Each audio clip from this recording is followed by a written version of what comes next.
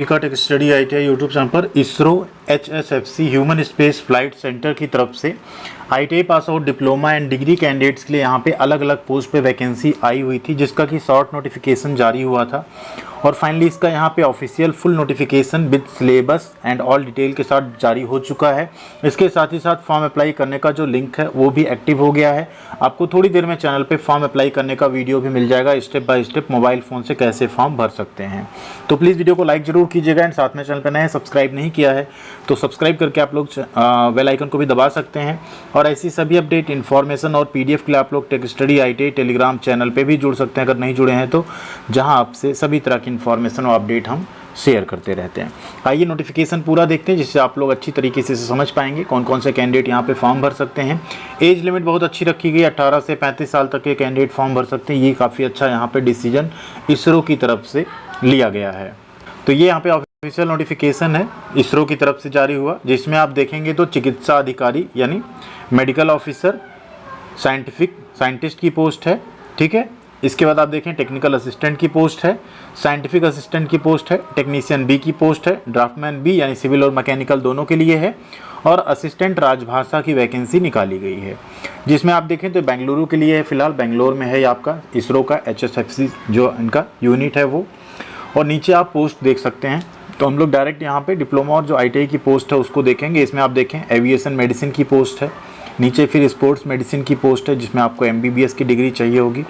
फिर medical officer की post है, यहाँ पे भी MBBS मांगा जाएगा। नीचे आप आएंगे और यहाँ से आपका स्टार्ट हो जाता है साइंटिस्ट का पोस्ट। फिर आप इसके नीचे आएंगे, यहाँ से आपका टेक्निकल असिस्टेंट जिसमें मैकेनिकल में डिप्लोमा अगर आपके पास 3 इयर्स का है तो आप अप्लाई कर सकते हैं, 13 सीट है। नेक्स्ट नीचे इलेक्ट्रॉनिक्स की है, इसमें इलेक्ट्रॉनिक्स इंजीनियरिंग में डिप्लोमा है तो आप फॉर्म भर सकते हैं, 11 सीट है। फिर इलेक्ट्रिकल डिप्लोमा की 2 सीट है, फोटोग्राफी एंड सिनेमेटोग्राफी में 2 सीट है। और फिर नीचे आप आएंगे तो यहाँ पे साइंटिफिक असिस्टेंट की पोस्ट है, जिसमें यहाँ पे आपसे ग्रेजुएशन मांगा जाएगा, ठीक है। BSc माइक्रोबायोलॉजी में मांगा गया यहाँ पे।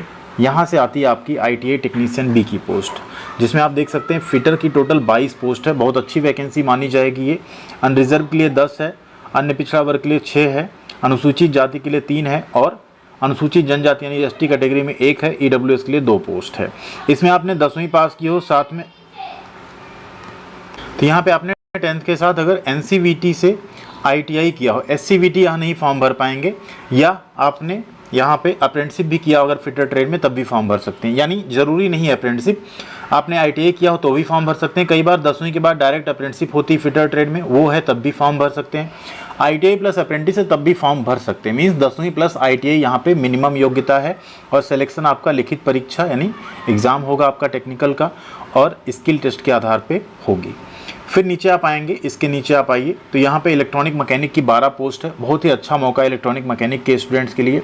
आपने 10वीं प्लस इलेक्ट्रॉनिक मैकेनिक में ITI की है तो फॉर्म भर सकते हैं, ठीक है।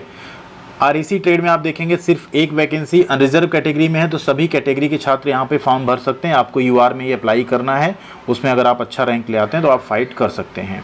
वेल्डर में 2 सीट है, एक है अनरिजर्व में और एक है OBC में। यहाँ भी सभी कैंडिडेट फॉर्म भर सकते हैं क्योंकि अनरिजर्व में 1 सीट यहाँ पे वेल्डर की रखी गई है। 10वीं प्लस ITI आपने वेल्डर ट्रेड में किया हो तो फॉर्म भर सकते हैं। मशीनिस्ट की 1 पोस्ट है, अनरिजर्व कैटेगरी में ही है, सभी फॉर्म भर सकते हैं।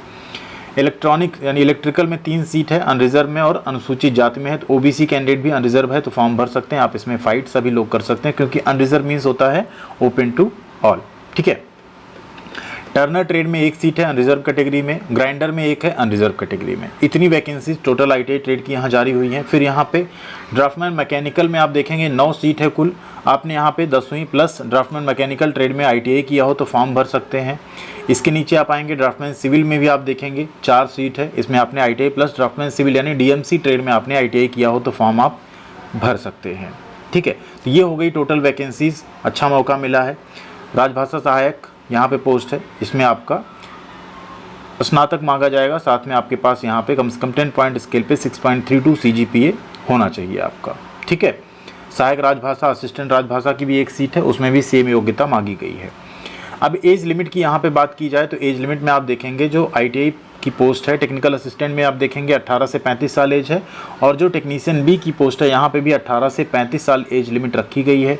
और आपका इनिशियल जो बेसिक होगा 21,700 होगा, प्लस अभी डीए है तो वो मिला के 32,550 बनेगा।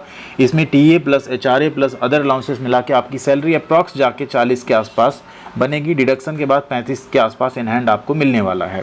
तो बहुत ही बेहतरीन सैलरी आपकी लेवल 3 की। और 35 साल जो लिमिट है अनरिजर्व ईडब्ल्यूएस की, ओबीसी को 38 साल तक मौका मिलेगा, 3 साल की छूट, एससी एसटी को 5 साल यानी 40 साल तक इसमें मौका मिल रहा है अप्लाई करने के लिए, ठीक है। लेकिन एक चीज़ ध्यान रखिए, जहाँ पे आपकी कैटेगरी में भर्ती नहीं होगी, आप अनरिजर्व में फाइट कर रहे होंगे, वहाँ पे आपको एज लिमिट जो है वो 18 से 35 यानी अनरिजर्व वाली ही फॉलो करनी पड़ेगी, क्योंकि तब आप इसमें फाइट नहीं कर पाएंगे अगर आप ओवर एज होते हैं उस केस में, ठीक है। अब नीचे आते हैं, बात करते हैं यहाँ पे एजुकेशनल क्वालिफिकेशन की पूरी बात हो गई। यहाँ पे अगली जो पोस्ट है, ठीक है, उसमें ये बात होगी कि आपका सिलेक्शन कैसे होगा, ठीक है। पे एंड अलाउंसेस क्या एक्स्ट्रा मिलेगा आपको, तो टीए एक्स्ट्रा मिलेगा, हाउसिंग फैसिलिटी या हाउस रेंट अलाउंस मिलेगा, लीव ट्रैवल एलटीसी फैसिलिटी मिलेगी, ग्रुप इंश्योरेंस होगा, फैमिली मेडिकल आपको मिलेगा, चिल्ड्रन फैसिलिटी मिल जाती है, उनके एजुकेशन वगैरह की कैंटीन फैसिलिटी आपको मिल जाती है। ये सब कुछ यहाँ पे आपको मिलने वाला है। ऑनलाइन फॉर्म भरा जाएगा। फॉर्म भरने की डेट है 19 सितंबर से 9 अक्टूबर के बीच में आपको ऑनलाइन फॉर्म भरना है। बहुत जल्द आपको वीडियो चैनल पर मिल जाएगा, आप आसानी से step by step mobile phone से ही फॉर्म को भर पाएंगे। अब इसके बाद अगर बात करें कैरियर प्रोग्रेशन की, तो यहाँ पे आपको अच्छा प्रमोशन भी मिलता है इसरो में, ठीक है। आवेदन शुल्क की बात करें तो 250 रुपये यहाँ पे शुल्क लगने वाला है। 250 टोटल यहाँ पे 1 से 14 पोस्ट तक के लिए 250 रुपये लगेगा। शुरुआत में सभी अभ्यर्थियों को 750 रुपये देने हैं, ठीक है। उसके बाद क्या होगा, पहले तो 250 आपका ये है नॉन रिफंडेबल, लेकिन आपको स्टार्टिंग में 750 रुपये देना है। इसमें से क्या होगा कि 750 पूरा रिफंड होगा किनका किनका, जो महिला एससी और एसटी कैटेगरी के या पीडब्ल्यूडी और एक्स सर्विसमैन, उनका पूरा 750 रिफंड हो जाएगा बाद में। और अदर कैटेगरी में 500 रुपये रिफंड होगा आपका। और ये कब रिफंड होगा, जब आप एग्ज़ाम दे लेंगे उसके बाद आपके अकाउंट में आएगा, ठीक है। तो ये चीज़ें आपको यहाँ पे क्लियर हो गई। पोस्ट 15 से 26 तक यहाँ पे 100 रुपये गैर वापसी का आवेदन शुल्क है। हालांकि शुरुआत में 500 देना है, एससी एसटी को पूरा 500 वापस होगा और बाकी कैटेगरी में 100 रुपये डिडक्ट करके 400 वापस होगा। तो 15 से 26 में ही यहाँ पे आप आने वाले हैं। जो टेक्नीशियन बी है वो 15 से 26 में ही आ रहा है, यानी 500 रुपये पे करना है। 500 SC ST female candidate ex serviceman का पूरा वापस होगा और बाकी कैटेगरी में यहाँ पे आपका 100 रुपये डिडक्ट करके 400 रुपये आपका वापस हो जाएगा, ठीक है। ये चीज़ आपको ध्यान रखना है। अब यहाँ पे अगली बात करते हैं, ऑनलाइन आपको पे कर देना है। नेक्स्ट यहाँ पे है डॉक्यूमेंट्स क्या क्या लगेंगे, तो पासपोर्ट साइज़ फ़ोटो, सिग्नेचर आपका लगेगा। सभी आपकी योग्यता के जो सर्टिफिकेट हैं ITI के 10th के वो आपके लगने वाले हैं। कैटेगरी सर्टिफिकेट आपका लगने वाला है एंड फ़ी आपको पे करनी है। ये इतनी चीज़ें आपको वहाँ पे लगने वाली हैं। सिलेक्शन प्रोसेस की अगर बात करें तो टेक्नीशियन बी में आपका रिटन टेस्ट होगा और स्किल टेस्ट होगा। रिटन टेस्ट का जो मॉक टेस्ट है पूरा सिलेबस प्लस बुक प्लस आपको PDF जो है मल्टीपल चॉइस क्वेश्चन जो आते हैं इसमें सिर्फ टेक्निकल पूछा जाता है, उसका आपको यहाँ पे हम ट्रेड का प्रोवाइड करेंगे अपने एप्लीकेशन पे। तो आप लोग एप्लीकेशन भी प्ले स्टोर से ज़रूर डाउनलोड कर लीजिएगा, ठीक है। 1:5 में यहाँ पे कैंडिडेट शॉर्टलिस्ट होंगे। रिटन टेस्ट जो होगा उसमें, फिर स्किल टेस्ट होगा। स्किल टेस्ट के बाद यहाँ पे जो है आपको सिलेक्शन फाइनल किया जाएगा।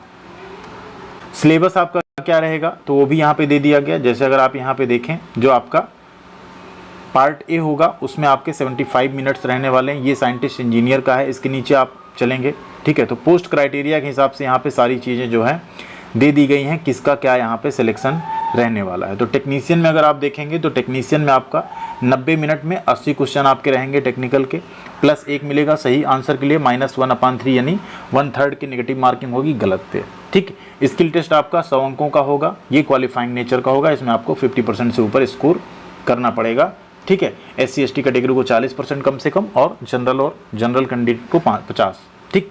लिखित परीक्षा मिनिमम 32 नंबर लाने, बट 32 से कुछ नहीं होगा, कम से कम आपको 60+ यहाँ पे नंबर्स लाने होंगे। इसरो में सिलेक्ट होना है उस केस में तो आप चाहे जिस कैटेगरी से हो 60+ का टारगेट रखेंगे तभी आपका सिलेक्शन हो सकता है। वैसे 60 पे भी चांसेस कम ही बनेंगे, ठीक है। तो मेहनत आपको अच्छी करनी पड़ेगी। स्किल टेस्ट आपका गो नो गो टाइप का होगा, इधर आप क्वालिफाई होंगे या नॉट क्वालिफाई होंगे। मेरिट आपकी रिटन टेस्ट से ही बनेगी, तो उसमें आपको अपना सबसे ज़्यादा बेहतर देना होगा, ठीक। तो ये सारी चीज़ें यहाँ पे हैं, फुल डिटेल है।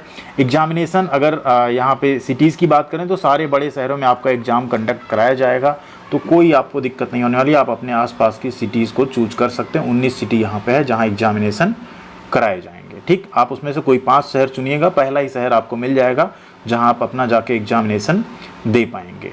ठीक, ये है पूरा नोटिफिकेशन कंप्लीट। जितना आपके लिए इसमें था वो हमने आपको बता दिया। अब फॉर्म भरने का जो वीडियो है वो आपको मिल जाएगा, जिससे आप बिना किसी गलती के, बिना किसी मिस्टेक के आसानी से अपने मोबाइल फ़ोन से फॉर्म को फिलअप कर पाएंगे। ठीक है, थैंक यू वेरी मच। ख्याल रखिएगा अपना, मिलते हैं अगली अपडेट के साथ अगले वीडियो में। ख्याल रखिएगा अपना।